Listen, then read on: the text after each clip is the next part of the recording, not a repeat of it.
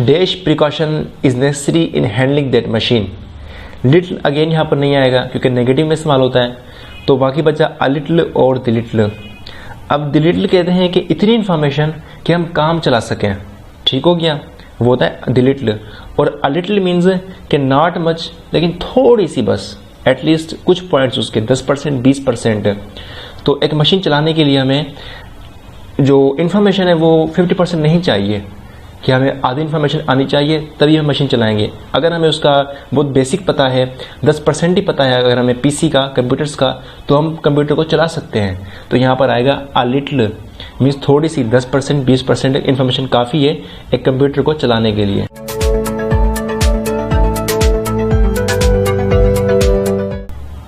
कुछ एडजेक्टिव ऐसे होते हैं जो हमेशा हमें परेशान कर रहे होते हैं क्योंकि वो थोड़ा सिमिलर साउंड होते हैं, उनकी जो मीनिंग्स होती हैं वो सिमिलर होती हैं। जिस तरह से सम और एनी है, ईच। अब सम और एनी इन दोनों की माना है कुछ, और ईच एंड एवरी, उसके बाद little, a little, the few, a few, तो ये सिमिलर साउंड होते हैं। इनकी माना भी कुछ थोड़ी बहुत सेम ही है, तो थोड़ा सा डिफरेंस है, तकरीबन सेम है। तो यूँ हमें कन्फ्यूजन होती है। तो आज हम चैप्टर नंबर 13 में इन्हीं सवालों का जवाब ढूंढेंगे कि जो एडजेक्टिव्स हैं इनका करेक्ट यूजेज कौन सा कहाँ पर है। ठीक है, पहला इसमें एडजेक्टिव है सम और एनी। इन दोनों का अगर मैं ओवरऑल बयान करूं तो वो यूं होगा कि सम हम यूज करते हैं पॉजिटिव सेंस में, एक पॉजिटिव सेंटेंस में, और एनी हम यूज करते हैं एक नेगेटिव सेंटेंस में, जहां पर नफी का एक इशारा मिल रहा हो। जिस तरह से I will buy some mangoes. अब ये जुमला एक पॉजिटिव जुमला है तो इसीलिए हमने यहाँ पर सम इस्तेमाल किया है।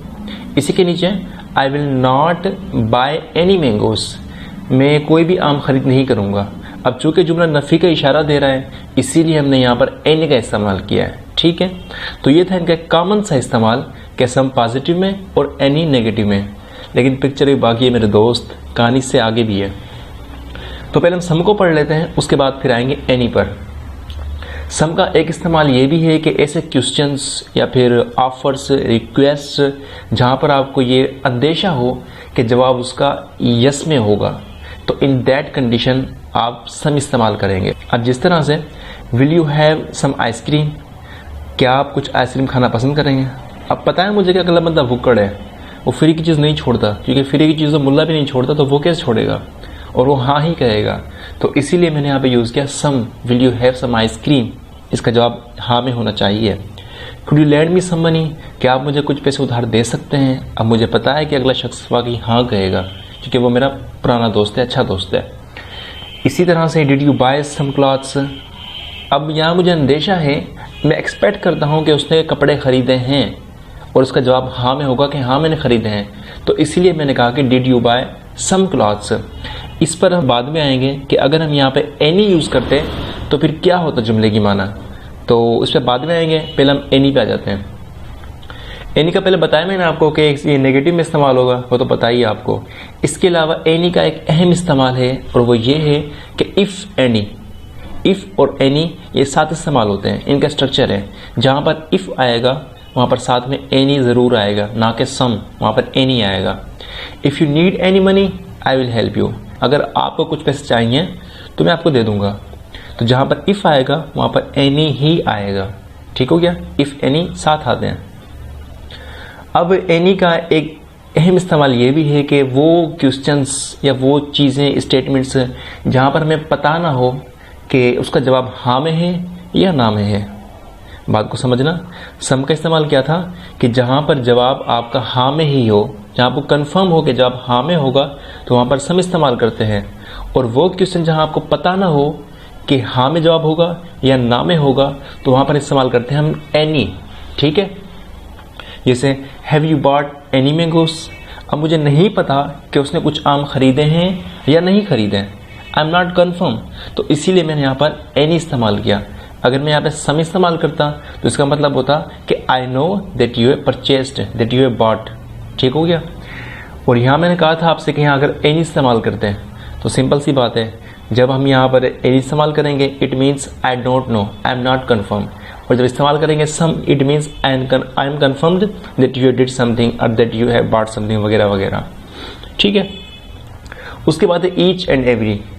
ईच और एवरी भी सिंपल है, बस थोड़ा सा फर्क है इनमें। ईच शो करता है एक इंडिविजुअल को, ये पॉइंट आउट करता है कि अगर 5 शख्स हैं तो 5 में से पहला भी, दूसरा भी, तीसरा भी, चौथा भी और 5वां भी, ये हर एक को इंडिविजुअली मुखातिब करता है ईच। और जो एवरी है ये बात करता है कलेक्टिवली, ग्रुप की बात करता है। मीन्स अगर 5 शख्स को मिलाकर एक ग्रुप बनता है तो ये एक ग्रुप हो गया 5 का, ये दूसरा ग्रुप 5 का और ये तीसरा ग्रुप 5 का। तो एवरी कहेगा तुम भी, ये पूरे ग्रुप की बात कर रहा है, नोट करना, कलेक्टिवली बात कर रहा है ना कि इंडिविजुअली। तो तुम भी और तुम भी, ये तीनों ग्रुप हो गए। एवरी ग्रुप की बात करता है, कलेक्टिवली बात करता है, और जो ईच है ये सिंगल की बात करता है, एक एक शख्स की। इसीलिए ईच के साथ हम यूज करते हैं सिंगुलर वर्ब।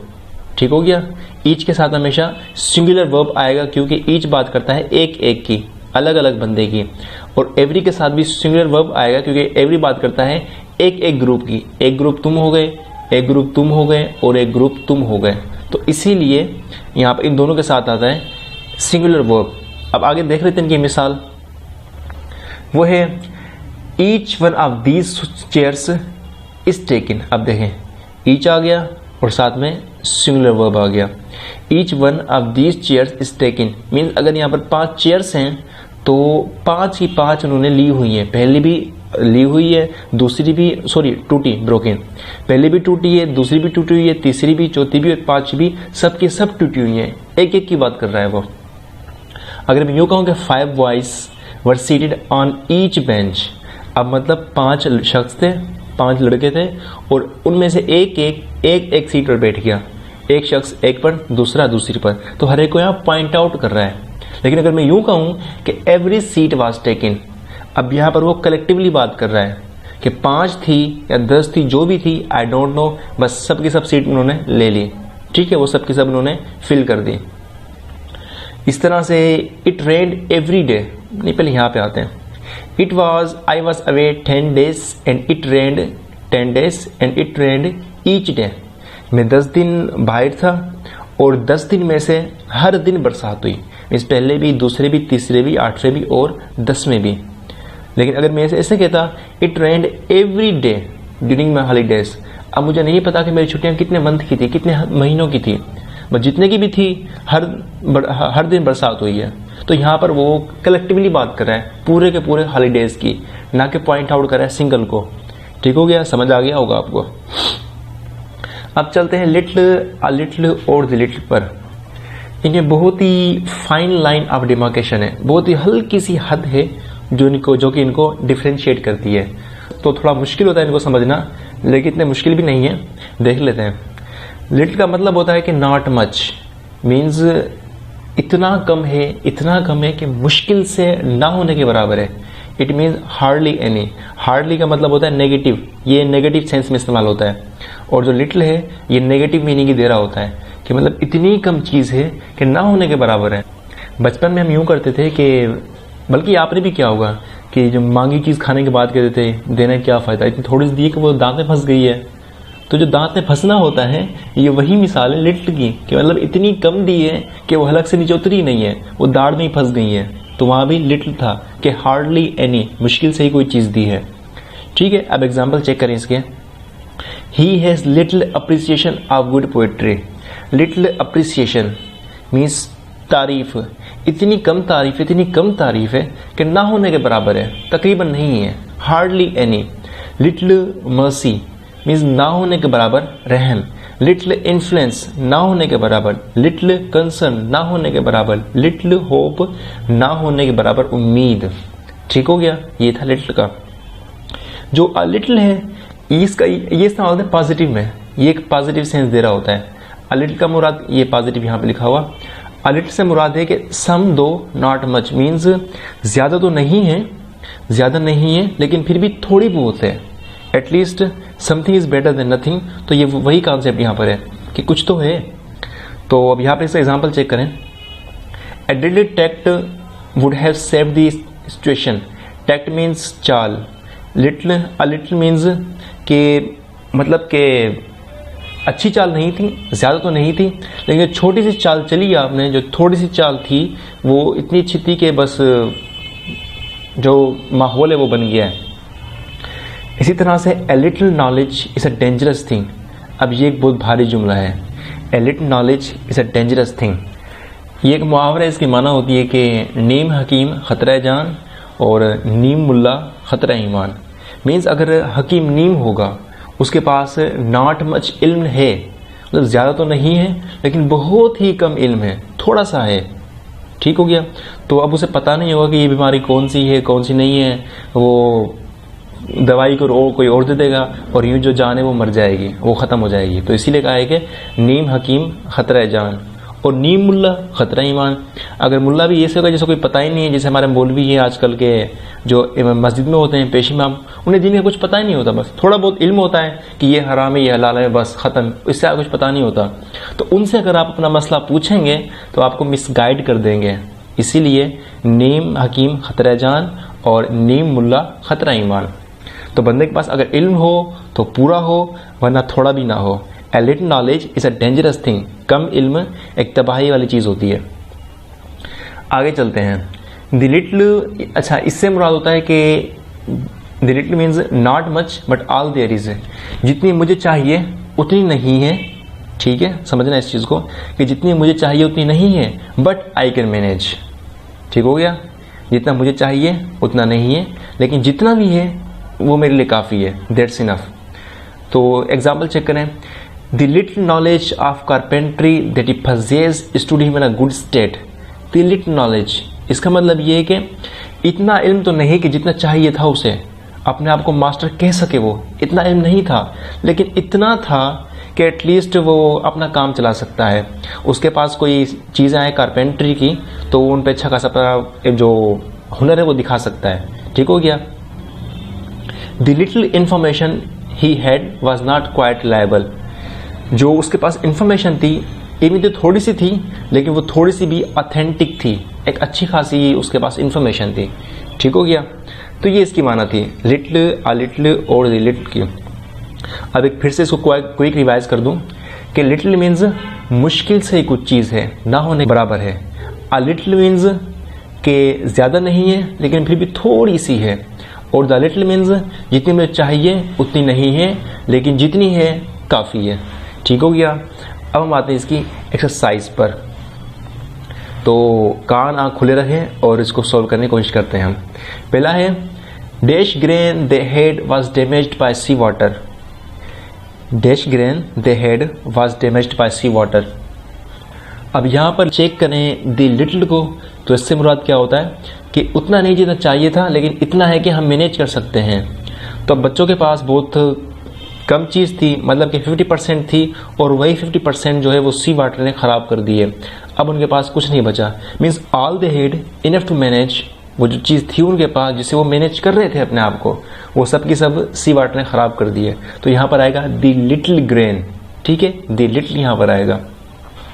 उसके बाद है dash precaution is necessary in handling that machine. Little again यहाँ पर नहीं आएगा क्योंकि नेगेटिव में इस्तेमाल होता है, तो बाकी बचा अ लिटिल और द लिटिल। अब द लिटिल कहते हैं कि इतनी इन्फॉर्मेशन कि हम काम चला सकें। ठीक हो गया, वो होता है द लिटिल। और अ लिटिल मीन्स कि नॉट मच, लेकिन थोड़ी सी बस, एटलीस्ट कुछ पॉइंट्स उसके 10% 20%। तो एक मशीन चलाने के लिए हमें जो इन्फॉर्मेशन है वो 50% नहीं चाहिए कि हमें आधी इन्फॉर्मेशन आनी चाहिए तभी हम मशीन चलाएंगे। अगर हमें उसका बहुत बेसिक पता है, 10% ही पता है अगर हमें पीसी का, कंप्यूटर्स का, तो हम कंप्यूटर को चला सकते हैं। तो यहाँ पर आएगा अ लिटिल, मीन्स थोड़ी सी 10% 20% इन्फॉर्मेशन काफ़ी है एक कंप्यूटर को चलाने के लिए। ठीक हो गया। थर्ड है dash care could have prevented the catastrophe. Catastrophe means जो तबाही होती है। डैश केयर, लिटिल अगेन नहीं यहाँ पर आएगा, अ लिटिल आएगा या द लिटिल आएगा। अब अगर मैं यूज़ करता हूँ the little, it means not much, लेकिन चलो सिंपल करता हूँ, द लिटिल मीन्स 50% और अ लिटिल मीन्स 25%। तो अगर मैं यहाँ पे यूज़ करूँ कि एक तबाही को बचाने के लिए मुझे 50% केयर की ज़रूरत नहीं है, ठीक है, हमें सिर्फ 25% केयर ही काफ़ी होगी हमारे लिए एक तबाही को बचाने के लिए। तो यहाँ पर आएगा 25% मीन्स अ लिटिल। जिस तरह से अभी कोरोना आई थी तो हमें उससे निपटने के लिए 50% इल्म नहीं चाहिए था। हमें कोरोना का बिल्कुल भी पता नहीं था। हमें बस इतना सा इल्म था, we had a little knowledge that corona जो है वो एक वबा है और वो फैलती है। तो हमने उसको हमने कवर करने के लिए मास्क पहनना शुरू कर दिया। तो वो हमारे पास अ लिटिल नॉलेज थी। ठीक है, अब आपको समझ आ गया होगा। बाकी रहे 4th 5th वो आप नहीं करने हैं।